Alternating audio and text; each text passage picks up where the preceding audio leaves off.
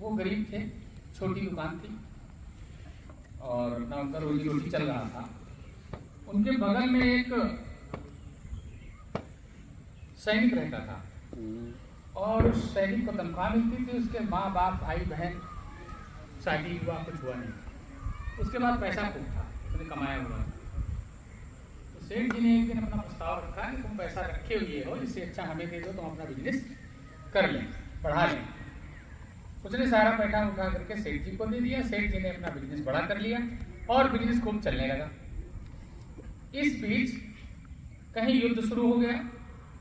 तो वो सैनिक जो था वो घुड़सवार वाला सैनिक था, जैसा कि आपने देखा होगा कि भारत की सेना में घुड़सवार भी सैनिक होते हैं।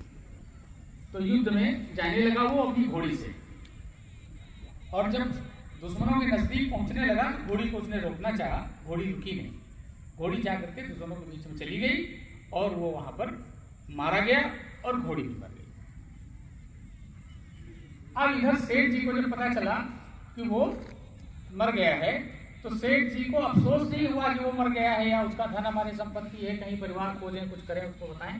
वो प्रसन्न हो गए, कह रहे वाह, अब तो हमारा जैसा एक बड़ा बिजनेस चल रहा है वैसा चलता रहेगा, जय दो।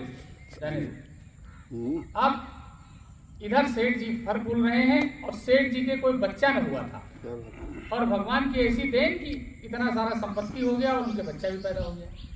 अब वो बच्चा बड़ा होने लगा, पढ़ाई लिखाई शुरू हो गई उसकी, काफी बड़ा हो गया। अब उसके वैवाहिक कार्यक्रम हुए। तो जब उसका विवाह हुआ और विवाह हो करके जब वो घर आया तो उसी दिन से वो बीमार हो गया, और बीमारी ने उसको ऐसा पकड़ा कि सेठ जी के पास जितना धन था सब समाप्त हो गया, और इसके बाद वो बच्चा खत्म हो गया। विधवा हो गई बहू, घर में रह गई, फिर जैसे थे वैसे हो गए, एक सदस्य और बढ़ गया खाना खाने के लिए।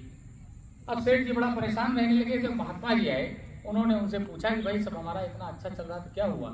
तो महात्मा जी ने उनसे पूछा पूरी स्टोरी कि भाई कैसे कुछ जीवन की अपनी चर्चा बताओ।